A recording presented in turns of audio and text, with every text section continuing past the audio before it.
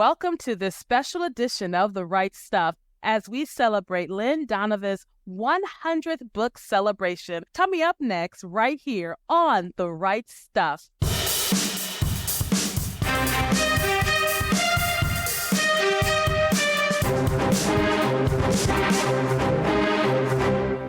Hi, and welcome to The Right Stuff. I'm the Queen, Parker J. Thanks for joining me. I got to tell you, dear listener, I am so excited because I get to celebrate with my author, bestie, and good friend, Lynn Donovan, as she releases her 100th book. There are so many of us who want to get to just the first book, and Lynn has hit a milestone. I got to tell you, I'm so excited to bring this lovely author back to you again. She is a returning guest co-host and contributor to Right Stuff. She's going to just give us insight into her writing process, what it's like to hit that milestone, and other things regarding the industry. We're just going to have a very candid conversation. Can't wait to get to it in just a few moments. As always, I want to thank you for your support. We've been showcasing Christian authors for 10 years. As God gives us grace, we'll continue to do so. If you want to help out, go to patreon.com/rightstuff. To stay up to date with PJC Media, go to pjcmedia.net. Click the pink follow button. You'll never miss a show. Subscribe to our YouTube channel at PJC Media for updates, uploads, and more. Go ahead, subscribe today. Without further ado, I'm going to bring Lynn on board. Lynn, congratulations. Thank you, Parker. Thank you for having me. I'm so honored to be here. I am the one who's honored because I remember when we first met 1,000 years ago, had maybe 5 books for me, maybe 20 books for you at the time, and we considered ourselves accomplished, right? And now it was so exciting. Now you're at 100 books, and now you're sitting here going, well, how did that happen? So if you look back over where you were to where you are, how did it all happen for you? You know, it's pretty amazing. It totally was a trip with God, because when I very first started writing, let me preface that with 30 years ago, I had an idea for a book, and I never got around to it because I had children, I had a divorce, I had a remarriage, I had life, I had college, just had all these things going on. And in 2010, my mother had dementia, and I have a disabled sister who lives with her. Someone has to be her guardian at all times. And with mother having dementia, we brought the two of them into our home. And so I quit work and I stayed home to take care of them. But they weren't high maintenance at all. And so I kind of found myself with a plethora of time on my hands. And it occurred to me one day, you know what? This is the perfect time to sit down and try to do this writing thing. And I didn't know what I was doing at all. So I reached out to another author friend, and I love that this is how it started, and this is where God led me. I reached out to an author friend that I knew from camping and asked her, you know, how do you get started? Here's the idea I have. And she said to me, it sounds like you're kind of writing under the realm of Christianity. So I suggest you contact ACFW, which is American Christian Fiction Writers. And I did, and that led me to a chat group. We'll call it a chat group. They wasn't called that back then. In that chat group, another author suggested that I go to this critique group online that she was part of. Her name was Kessie Carroll. So I got into this critique group, and they shaped me and molded me and taught me how to write. And in that critique group was a woman named Pauline Creedon. And you may or may not know her, but she's a real, quite widely published author and very, very good writer. She had a heart for helping new authors get that first publication out. And so she reached out to me after I had worked with this critique group, and she knew I had a manuscript put together, which, let me tell you, that was phenomenal to actually have written a full book when I never knew if I could or could not do it. Anyway, Pauline said, do you have a manuscript you'd like to submit? And I told her yes. And so I submitted it to her, and she published it. And in January of 2011, I got to see my first book published with my name on it. I got to smell the ink. It was so amazing.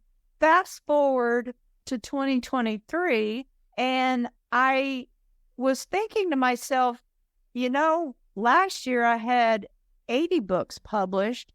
I know I've written about 20 books in this last year, so I ought to be getting fairly close, at least over 90 books. So I literally sat down and went through Amazon's library and counted my books up to the ones that I had planned on writing. And I figured out that this particular book was the one that would be the 100th book. What is so phenomenal about that is that this book is in a multi-author series that Pauline Creedon has put together and is overseeing. And I was just amazed because I was like, look at you, God. You're just showing off how you brought this around to me full circle. I love that you mentioned the full circle aspect of your journey here. It started with people who were willing to pour themselves into you, to take clay and mold it into what an author should do. And then over the years, you become your own author, develop your own style, your own thoughts about storytelling, your own ideas about fiction. Then you come full circle, and the person who helped you at the beginning helps you again at this milestone. And I know Pauline Creed and Cassie Carroll. I love how the Lord does these things where he puts people deliberately in your path to help you along this journey. And then you and I met and connected. We just really had a flourishing friendship that has sustained us both in many different ways. And so that's why, dear listener, when I say she's my author bestie and my very good friend, I'm not just saying that because we write together. We write together, we pray together, we love, cry, and holler together. So it's really exciting to be a part of this and to showcase this book. And we'll talk about the book a little bit later. But I want to ask you some practical questions now, because some people are going to be like, well, how did you get to 100 books? I mean, what do your books consist of? So I want to talk about that, and I'm going to preface that with a question. Does it matter the length of the published work you're publishing to count as a book, quote unquote? In the beginning, they called them novels, and then they called them novellas. If they were under, what was it, Parker? If they were under 20,000 words, it's a short story. Yeah. 25 to 35 is novella. Mm-hmm. Right. And then, short stories were under 20. But what we discovered, I want to say 6 years ago, was that the readers in certain genres, let me say, the readers really wanted a book that they could read from beginning to end during their lunch hour. And voracious readers can just absorb a book. And so we wanted to give them what they wanted. And so we started writing less than 50,000. We found that sweet spot was between 25,000 to 35,000 words. And so we literally had to teach ourselves how to have an interesting story where people come together, they've got a problem that keeps them apart, and they have something that helps resolve that, and then they end up with a happy ever after in a shorter amount of time. And let me tell you, that took some self-discipline and learning. We all had to work together even and kind of help each other learn how to narrow the story down. And one of the best things that I participated in, I think you did this too, is we did what we called flash fiction. We wrote a story from beginning to end with problems and solving and happy ever after in like 500 words. And you talk about training yourself some discipline writing. That was phenomenal learning. And with shorter works, it's important to make sure that every word counts and brings about the message you wanted to bring. What can happen, though, is that sometimes you get used to the shorter works, that when you're being pulled to write a longer narrative because the story calls for that, you're like, wait a minute, I can do this at 35K. I don't have to do this at 90,000 words. We should also preface that with, too, Lynn, the industry you and I are in. We are in the romance industry in a subset called Sweet, Wholesome, Clean inspirational Christian romance, historical romance. So we're in a certain subset of the industry. You should probably talk about how important it is to understand the industry and what your readers' expectations are as well. We started out writing our stories at about 80,000, and sales started dropping, and we couldn't figure out why. And that's all part of being a writer, is you have to constantly have a thumb on your readers and what they want. And so through a little bit of research and other people looking into it for us and us all talking among each other, we discovered, like I said earlier, that the romance want a quick and dirty, not quick and dirty. Let's not call it that. Take that out. They want a quick read. Like I said, that they can read in an hour or 2 hours. And they actually, in the industry, they call it a 2-hour read. But that's what the readers wanted. And so that's why we had to learn to do that. If you were to continue writing an 80,000 word book, then your sales were going to suffer. And so we had to adjust to it. When you are a writer and you're writing in a particular niche like we are, you do want to meet those readers' expectations. Like you mentioned, if they're used to a bigger narrative, like, I could go outside of our genre for a minute. A cozy mystery, for example, has certain parameters, and you done some cozy mysteries yourself.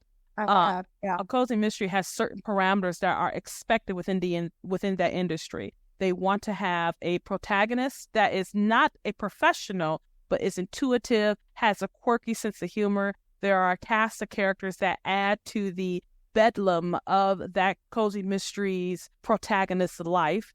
Someone got to die. There's got to be a crime, mostly a dead body. A dead body has to show up, but it doesn't have to be super graphic. It's more so you open the door to get the cupcakes out the oven, you see a dead body on the floor. You're like, well, how did that get there? Yeah, cozy mystery, you actually don't want the graphics of the death. You just want them to come onto it. And so you keep on going from there. Yeah, because we don't really want to see all that, right? Because a cozy mystery, that's why they'll have like titles in cozy mysteries like finger-licking murder. If you like the baked goods, cooked goods, cozy mysteries, or you'll have tripping over dead bodies, part 3, or something like that. Just something that's really funny. So the cozy mysteries, for example, have those parameters that readers expect. So any genre you're in, you want to make sure you read those readers' expectations. And Lynn, I would agree with you. You have to study this industry too. You got at 100 books, and you've gotten there because you understand your market, what your readers are looking for, what they expect.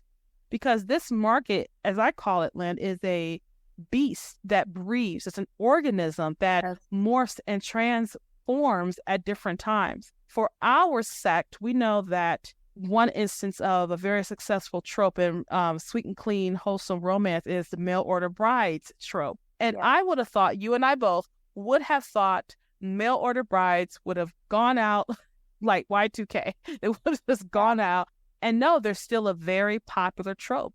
And that has a lot to do with readers wanting to get away from the modern world and romanticize about a trope that in actuality was quite horrible. I know. There was such danger in it. I actually had a reader walk up to me and was asking me what my books were about. And I started speaking to her, and I said, well, it's a mail order bride. And she just held up her hand and stopped me. She said, you had me at mail order bride. I'll buy everything you have. And I'm like, okay. Well, if you put it that way, Yeah, if you must. Let's talk about your process here, because you can't get to 100 books without a process. I was a secretary for years and years and years. Well, I'm talking like 30 years. So yes, I do have a very administrative approach. But on the other hand, I'm also a pantser, which means I write by the seat of my pants. I'm not one of these people that says, okay, chapter 1, they're going to do this. Chapter 2, they're going to do that. Chapter 3, they'll do that. I don't have any idea really what's going to happen. I have an umbrella idea. And that's what I spend a lot of time thinking about. I'll have like a snippet of an idea. Like in this book, I have this snippet of an idea that this woman has this amazing angelic voice, and it just lures people to her, not in a bad way, in a good way. And that's all I had. And then I knew that the book had to be about a woman escaping a situation and going to a marshal for help, and he and her end up falling in love. That was the perimeters we were given for this, because this is a multi-author series. That was the perimeters we were given, and that's all I knew. So as I'm writing, I'm thinking to myself, okay, what's going to be the real obstacle that's going to keep them apart? And so there's something that happens in the book that literally separates them once they come together. And then there's this resolution, because always in romances, you always have to end with a happy ever after. Well, we should preface that with formulaic romance. True. Yeah, not the non-traditional ones. Yeah. If you don't, the readers are going to be very upset with you. We were laughing because Lynn and I have a mutual friend named Pastor George McVeigh, and you guys had him on the show before. And in the past, he's been our prayer warrior for PJC Media. And one thing he mentioned, one of his characters, all his readers loved his character, and they did not want him to die. And George had to kill him because eventually he has to die. People die. And so he did the best. People don't live forever. They just don't live forever. But he killed the character. And you and I were laughing because the readers were like, what did you do? And he killed the character in a good way because he was a marshal. He killed them in a good way. You know, he killed them defending other people. Hero. Yeah, he was in, I think, 1920s, which would have made him like 1,000 years old anyway. So he killed the character in a very heroic manner, but his readers did not care. They wanted him to live forever. And we're not like the Marvel universe, cinematic universe. People die in our books. They have to die because things change when you die. So let's talk a little bit more about this 100th book celebration. You taught your process, you taught what you do, you talk about the industry, what consists of a publication. So now, where do you see your career moving from this 100th book? I know you want to get to the 200th book eventually, but where do you see yourself? What got me to 100 books is that I joined in with other authors, and I wrote in a lot of multi-author series. And that sets you up with deadlines that are not movable. They're carved in stone. You have to meet your deadline. And that got me to a point where I was writing 3 or 4, maybe 5 books a year to writing 20 books a year. And that's a lot of work. That's getting up every morning and doing it, no matter what else is going on, and getting about 2,000 words a day. And if I didn't get 2,000 words a day, then the next day I had to get 3,000 words to make up for the 1,000 I didn't write the day before. So multi-author series is really what got me here in just the 11 years that I got here. So what I want to do now, I still want to publish. I still want to write every day. I mean, I just got so many stories in my head. I really enjoy being part of a multi-author series. Just there's camaraderie and story ideas that I don't necessarily come up with. But what I want to do is publish some of my own series where the 6 books that are in that series are all mine. And I have one that I've been working on actually this year off and on, and I think it's going to publish next year. But that's kind of my goal, is to not mix it up, do some multi-author series and then do some series that are just mine. I like the fact that you mentioned where you want to go. And I do think that's a good thing to do, to have your own series, because then the readers can know, well, what does Lynn write for herself? What is her series? The multiple author series have been phenomenal for me and Lynn to increase our backlist and our output as well. But we both are actually branching off from multiple author series into our own series because we do want to develop our own ideas. And then sometimes, let's admit it, working with authors can be like herding tie-dyed cats. Okay. Amen. You got that creative energy going. You have people with different processes, especially when you're in the planning stage of something. Whereas, for example, I tend to write as they come along. So if I write my character into a corner, I have to go back and fix it. Some other people are much more well organized than I am, and they'll plan that all out. But then I don't like the plan. So It's like, I don't like your plans. Your plans interrupt my chaos, and I want my chaos. Yeah. But Yeah. at the same time, having your own author series and your own group of books also lets people know that you're not just doing it just to be with other authors. You're doing your own thing too, and your own voice, your own ideas, stuff like that. The other thing I want to talk about too, as we celebrate your 100th book, we're going to get to the 100th book in a few moments. As an author, has your idea of what being an author is changed? And what I mean by that is, do you still see yourself as a hobbyist, or do you see yourself as someone that this is a career? And why, if that's the case, why is that significant to others who are considering becoming an author? I think that's a great question. When I sat down in 2010 and said, I got all this time on my hand, why don't I give this a try? And I wrote something, and it took me 9 months of going through the critique group, revising. And at the end of that 9 months, I had a fairly decent document. And I just thought, wow, I actually did that. And then I went, ooh, I have another idea. And that was book number 2. And then, ooh, that gives me another idea. And I had book number 3. And it was like, gosh, this is a lot of fun. I think I may actually do this. And so I wrote, because again, I had to stay home to take care of Mom and my sister, Leanne. Mm-hmm. And, I'm not going to just sit there and watch TV all day long. So I just kept writing. And then we got into a couple of different multi-author series, but then we got into the Silver Pines. And Silver Pines series was what really launched a whole bunch of us into actually making money. I remember you and I talking, and we had been making like $10 to $30 a month, and we were like, look, I'm a paid author. Praise God. Yeah.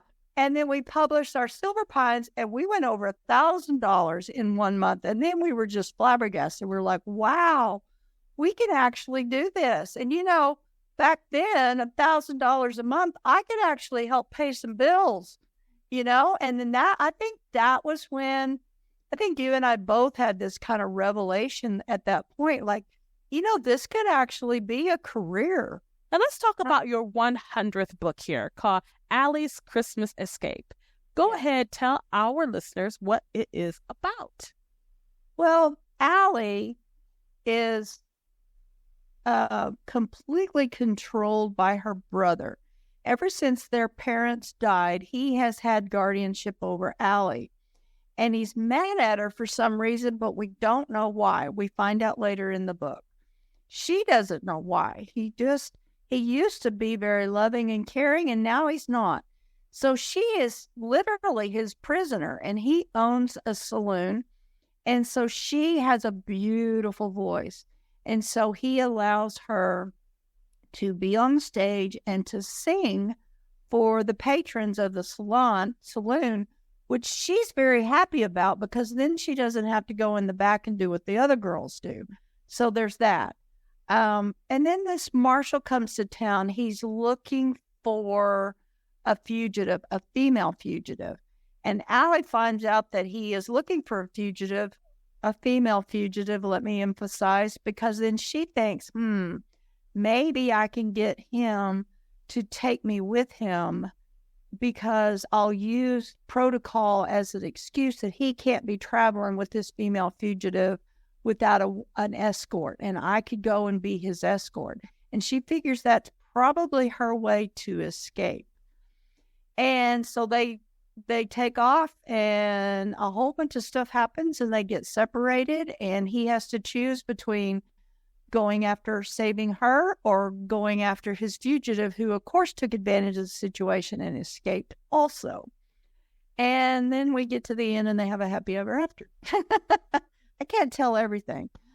But in our industry, we do want a happily ever after, particularly, and that's one of the reasons why I love romance, is that I get to explore relationships that work, that no matter what's thrown at them, at the end of the day, they get together. And for me, dear listener, you've probably heard me talk about this before. Romance is the journey of a couple's pathway to togetherness. And the course of true love never did run smooth. And so that's what happens in Allie's Christmas Escape, which is available on Amazon.com or wherever books are sold. So go ahead and pick up your copy of Lynn's 100th book, available now. Now, Lynn, if people want to connect with you, where can they find you online? I'm on Facebook. You can get me at Lynn Donovan author. It's Lynn Donovan, author. Or my, what do you call it? Your private profile or whatever. That's where I talk to everybody on. It's Lynn Donovan. And then I have a website that is lynnDonovanauthor.com. You can leave me messages there as well. So when I usually ask this question of my guest, it really is to encourage other authors out there whom God has given the gift to write to pick up the pen and do so. And usually it's for those authors who want to write their first book. But you've written your 100th book. And I think our listeners need to know and hear some encouragement for you to continue in this thing called writing. I believe that if you are a writer, whether you're published or not, if you are a writer, that creative cog that's in your brain is going to turn whether you want it to or not. What I have found with actually writing my stories is it's an outlet for my creativity. And I mean, it's better than therapy. So if you are blessed with that gift of being able to tell a story, I strongly encourage you to do it. Getting to 100 books really isn't your goal, just getting that one book written. And then there's another idea. Let me get that written. Oh, there's another idea. Let me get that written. And if you have ideas while you're writing a story, get you a notebook, get you a piece of paper, get you someplace where you know where this is going. Write your idea down and come back to that first book and keep writing. It's like the little Nemo story, just keep swimming, and you got to just keep writing. Connect with other writers. They're all over Facebook. I'm on Facebook. Parker's on Facebook. Connect with us. Those of us who have gone before you love to mentor new writers. Get with them. Get in a good critique group. That is excellent. And then they have an expectation of you submitting 2 pages to be critiqued or whatever they come up with. That helps you stay. You know, it's like instead of having no one holding you accountable, find someone to hold you accountable. Other authors are excellent sources for that. And like I said, don't set a goal for 100. Set a goal for 1, and then set a goal for another one. And before you know it, you're there. It's amazing. This came upon me. I literally started looking at it in November, and I went, what do you know? I've got 100 books. Allie's Christmas Escape, part of the multiple author series, The Marshal's Mail Order Brides. You can get that book and all of them in that series by going to Amazon.com or wherever books are sold. And I truly hope you enjoyed our conversation with Lynn today. Lynn, thank you so much for taking time out of your schedule to be here with us. Can't wait to have you back, my darling, and have you back real soon. Thank you. I appreciate it so much, Parker. It's so much fun to be on your show. And I encourage anybody that's in the business to be on Parker's show because she is such a wonderful host. And we were talking today to Lynn Donovan. She is the author of her 100th book release called Allie's Christmas Escape. You can get it online at Amazon.com. I hope you were encouraged by a lot of the things that Lynn said. She really encouraged you to take yourself seriously when it comes to writing. And you have to not try to go for 100 books, just go for 1 book. So what are you waiting for? Go ahead, pick up the pen, and write stuff. Thank you so much for joining me for this edition of The Right Stuff. I'm the Queen, Parker J., and you have a wonderful, absolutely glorious, blessed day.